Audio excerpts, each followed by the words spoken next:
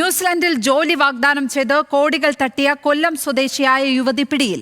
എറണാകുളം കലൂരിൽ നിന്നാണ് ചിഞ്ചു അനീഷ് പിടിയിലായത്. സമൂഹ മാധ്യമങ്ങൾ വഴി പരസ്യം നൽകിയായിരുന്നു തട്ടിപ്പ്. ന്യൂസ് മലയാളം വാർത്തയ്ക്ക് പിന്നാലെയാണ് നടപടി. News Malayalam impact. തൊഴിൽ തട്ടിപ്പിനെതിരെയായി ന്യൂസ് മലയാളത്തിൽ കൊടുത്തൊരു ന്യൂസിനെ തുടർന്ന് പോലീസ് നടത്തിയ അന്വേഷണത്തിൽ പിടിക്കപ്പെടുകയുണ്ടായി. നേരിട്ട് വെച്ച് ഫോൺ കോളുകൾ ചെയ്യുകയും തട്ടിക്കഴിഞ്ഞിട്ട് ഫോണും ബ്ലോക്ക് ചെയ്ത് പോയിട്ട് പിന്നെ ആരെ അറിയത്തില്ലെന്നാണ് പറയുന്നത്. ന്യൂസിലാൻഡിലെ സീപോർട്ടിലേക്ക് തൊഴിലാളികളെ ആവശ്യമുണ്ടെന്ന് കാണിച്ച് പരസ്യം നൽകിയായിരുന്നു തട്ടിപ്പ്.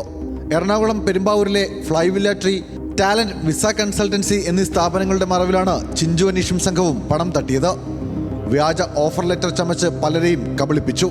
ഒളിവിലായിരുന്ന ചിഞ്ചു അനീഷ് കലൂരിൽ നിന്നാണ് പുനലൂർ പോലീസിന്റെ പിടിയിലാകുന്നത്.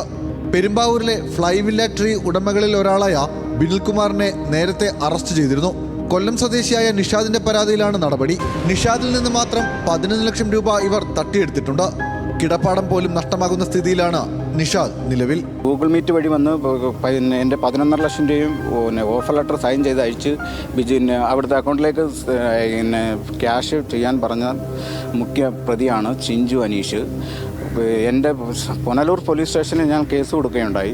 അതിനെ തുടർന്ന് ഒളിവിൽ പോവുകയും 4-6 മാസത്തിന് ശേഷം വീണ്ടും തിരികെ വന്നിട്ട് അതേ അഡ്വർടൈസ്മെൻറ്റ് ആഡിലിട്ടുകയും സജീവമായി സോഷ്യൽ മീഡിയ വഴി ഇപ്പോഴും തട്ടിയിട്ട് നടത്തിക്കൊണ്ടിരിക്കുകയാണ്.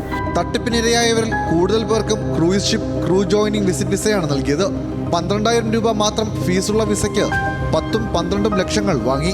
തട്ടിപ്പ് കേസിൽ ചിഞ്ചുവിനെ എറണാകുളം നോർത്ത് പോലീസ് നേരത്തെ അറസ്റ്റ് ചെയ്തിട്ടുണ്ട്. ജാമ്യത്തിലിറങ്ങിയാണ് വീണ്ടും തട്ടിപ്പ് നടത്തിയത്. ന്യൂസ് മലയാളം, കൊല്ലം.